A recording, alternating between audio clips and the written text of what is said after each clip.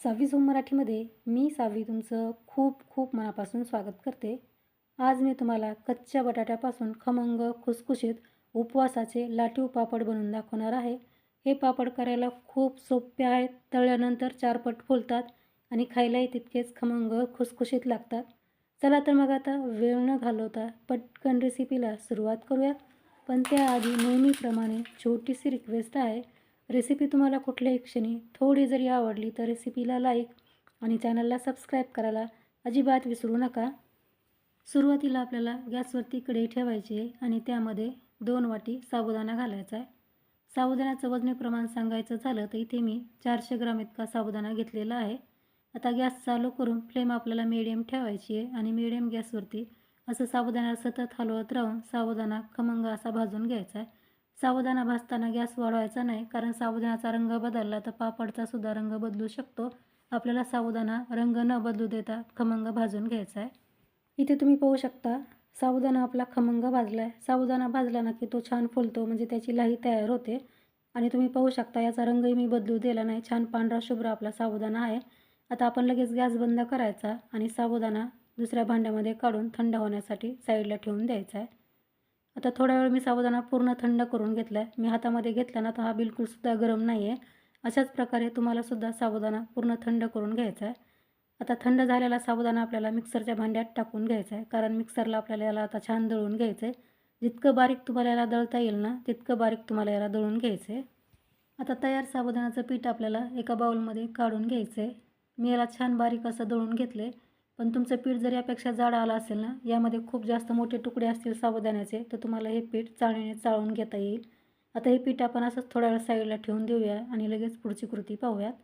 आता इथे मी 4 कच्चे बटाटे स्वच्छ धुवून घेतलेले आहेत. बटाटे तुम्ही कसेही घेऊ शकता, लहान मोठे ज्याप्रमाणे तुम्हाला घ्यायचे आहेत ते. आता आपण या बटाट्याची साल काढून घेऊयात. मैत्रिणींनो, या वर्षीच्या काही उन्हाळी रेसिपीज मी चॅनलवरती अपलोड केल्यात आणि सर्वांना त्या रेसिपीज खूप आवडत आहेत. तुम्हालासुद्धा त्या रेसिपी पाहायच्या असतील ना तर त्याची लिंक मी डिस्क्रिप्शन बॉक्समध्ये देईल, तिथे जाऊन तुम्ही चेक करू शकता. आता अशाच प्रकारे मी सर्व बटाटे साल काढून घेते. 4ही बटाट्याची साल काढून घेतल्यानंतर बटाटे मी एकदा परत स्वच्छ धुवून घेतलेत. आता आपल्याला बटाटे चिरून घ्यायचे आहेत. तर बटाट्याचे मी अशा प्रकारे फोडी तयार करून घेते. फोडी करताना पहा खूप जास्त मोठ्याही ठेवायच्या नाही आणि खूप जास्त बारीकही करायच्या नाही, कारण कट केल्यानंतर आपल्याला बटाटा मिक्सरलाच फिरवून घ्यायचा आहे. अशाच प्रकारे मी आता राहिलेले सर्व बटाटे चिरून घेते. इथे तुम्ही पाहू शकता बटाटे मी चिरून घेतलेत. आता या फोडी आपल्याला 2-3 पाण्याने स्वच्छ धुवून घ्यायच्या आहेत.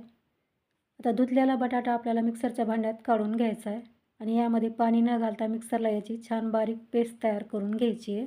आता तयार केलेली बटाट्याची पेस्ट आपल्याला एका बाउलमध्ये काढून घ्यायची आहे. यामध्ये मी बिलकुलसुद्धा पाणी घातलं नाही, असाच हा बटाटा मिक्सरला बारीक फिरवून घेतला आहे. पण तुम्हाला यामध्ये जर पाणी घालायची गरज वाटली तर थोडंसं पाणी तुम्ही इथे घालू शकता. आता यामध्ये घालायचं आहे आपल्याला 1 वाटी तयार केलेलं साबुदाण्याचं पीठ. तर आपल्याला इथे सुरुवातीला 1च वाटी पीठ वापरायचं आहे आणि लागलं तर आपण पुढेसुद्धा यामध्ये पीठ घालू शकतो. आता लगेच चवीपुरतं मीठ घालायचं आहे.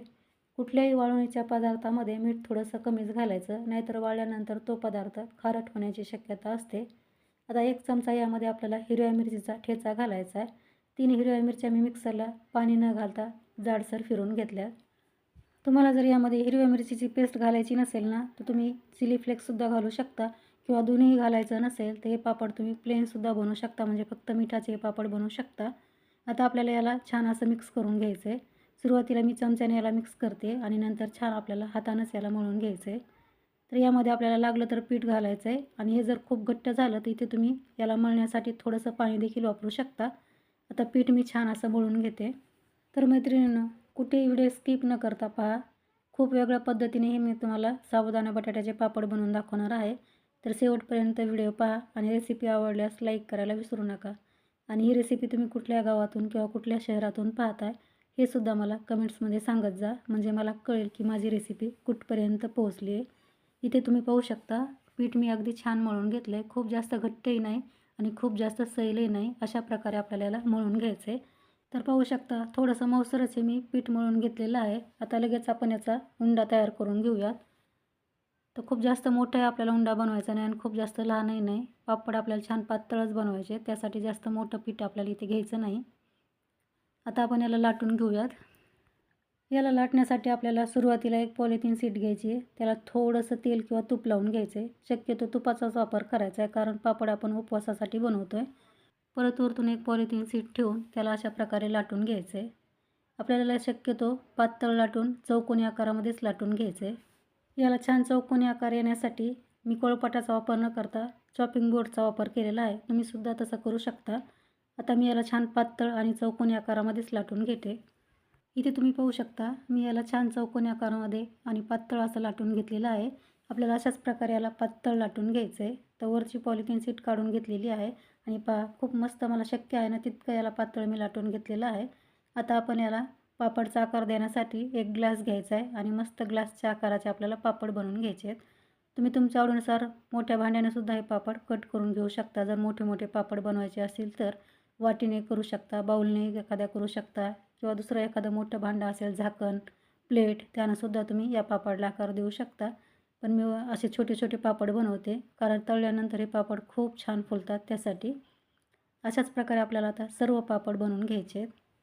तर मैत्रिणींनो, इथपर्यंत तुम्ही रेसिपी पाहताय म्हणजे रेसिपी तुम्हाला आवडते असं मी गृहीत धरते. रेसिपी तुम्हाला आवडत असेल ना, त्या रेसिपीला लाईक, शेअर करा. चॅनलवरती तुम्ही पहिल्यांदाच आला असाल तर चॅनलला सबस्क्राईब करून समोरील बेल आयकॉनला क्लिक करायला विसरू नका. तर तुम्ही पाहू शकता खूप मस्त आपले पापड तयार झालेत. हे पापड तुम्ही एकावर एक ठेवले ना तरीसुद्धा एकमेकाला चिकटत नाहीत, छान मोकळे होतात. आता आपण अशाच प्रकारे राहिलेले सर्व पापड तयार करून घेऊयात. इथे तुम्ही पाहू शकता संपूर्ण पापड मी बनवून घेतलेत. खूप मस्त आपले पातळ असे पापड तयार झालेले आहेत. हे तयार पापड आता तुम्ही फॅनखालीसुद्धा वाळून घेऊ शकता किंवा डायरेक्ट उन्हामध्ये सुद्धा वाळून घेऊ शकता. पण मी इथे तुम्हाला एक छोटीशी ट्रिक दाखवणार आहे, ज्यामुळे काय हे पापड वाळल्यानंतर आपण जेव्हा तळू ना तेव्हा हा पापड 4 पट फुलतो. त्यासाठी आपल्याला इथे छोटीशी ट्रिक करायची आहे. असेच जर पापड वाळले ना तर ते तळल्यानंतर जास्त फुलत नाहीत, फक्त चिप्ससारखे होतात. तर आज आपण एक छोटीशी ट्रिक करूया. त्यासाठी आपल्याला एक चाळणी घ्यायची, पोहे चाळायची. त्याला तेल तूप लावायची गरज नाही, कारण यामध्ये आता आपण बटर पेपर ठेवून घेणार आहोत. बटर पेपर ठेवल्यावर आपल्याला यावरती पापड ठेवायचे. जेवढे बसतील ना तेवढेच ठेवायचे आहेत. खूप जास्त एकावर एक ठेवायचे नाही आहेत. थोडंसं अंतर ठेवायचं आहे 2 पापडमध्ये, म्हणजे ते एकमेकाला चिकटणार नाहीत. आता हे पापड आपण वाफवून घेऊयात. पापड वाफवून घेतल्यामुळं पहा हे खूप जास्त फुलतात. आता इथे मी गॅसवरती पातेल्यामध्ये पाणी अगोदरच गरम करायला ठेवलं होतं. पाणी चांगलं गरम झाल्यानंतरच आपल्याला त्यावरती चाळणी ठेवायची आहे. आता यावरती झाकण ठेवून मिडियम गॅसवरती याला साधारण 1 मिनिटभरच आपल्याला वाफवून घ्यायचं आहे. आता 1 मिनिट झालेलं आहे. झाकण काढून पाहूयात. तर तुम्ही पाहू शकता पापड आपले छान वाफलेत. आपल्याला खूप जास्त याला वाफवून घ्यायचं नाही. एखाद्या मिनिटाचीच वाफ द्यायची आणि पापड लगेच आपल्याला बाहेर काढून घ्यायचे आहेत. आता वाफवलेले पापड आपल्याला पॉलिथिन शीटवरतीच वाळत घालायचे आहेत. पॉलिथिन शीटला तेल तूप लावायची गरज नाही. बटर पेपर आपल्याला अशा प्रकारे पलटी करून घ्यायचा आहे. पहा सहज आपले पापड निघत आहेत, त्याला चिकटत नाहीत. आपण हाताने जर पापड काढण्याचा प्रयत्न केला ना तर हाताला थोडेसे चिकटू शकतात, कारण साबुदाणा वाफल्यानंतर चिकट होतो. आता अशाच प्रकारे आपल्याला राहिलेले सर्व पापड वाफवून घ्यायचे आहेत.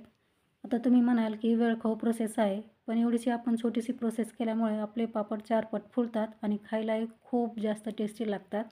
कुठलेही उन्हाळी काम करायचं असेल ना तर त्याला घाई गडबड करून जमत नाही पहा. आपल्याला जर छान रिझल्ट हवा असेल ना तर थोडा वेळ देऊनच आपल्याला उन्हाळी काम करावं लागतं. तर पाहू शकता दुसरे देखील पापड मी छान वाफवून घेतलेत. आता अशाच प्रकारे मी राहिलेले सर्व पापड वाफवून घेते. इथे तुम्ही पाहू शकता संपूर्ण पापड मी वाफवून घेतलेत आणि खूप सुंदर आपले पापड तयार झालेले आहेत. आता तयार पापड तुम्ही फॅनच्या हवेखाली सुद्धा वाळून घेऊ शकता किंवा उन्हामध्ये सुद्धा वाळून घेऊ शकता. आता हे पापड मी वाळल्यानंतरच तुम्हाला भेटते. 2 दिवसानंतर तुम्ही पाहू शकता आपले साबुदाणा बटाट्याचे पापड मस्त वाळलेले आहेत आणि खूप जास्त पातळ ट्रान्सपरंट आपले पापड तयार झालेले आहेत. हे पापड तुम्ही एकदा बनवून हवाबंद डब्यामध्ये वर्षभर स्टोअर करून ठेवू शकता. बिलकुल खराब होत नाहीत आणि खायला हे पापड खूप जास्त टेस्टी लागतात. आता तयार पापड मी तुम्हाला तळूनसुद्धा दाखवते. इथे मी तेल अगोदरच गरम करायला ठेवलं होतं.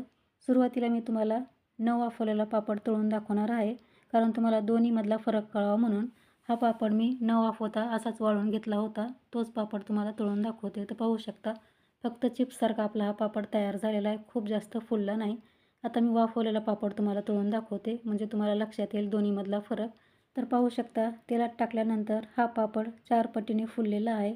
पहा खूप मस्त आपला पापड तयार झालेला आहे.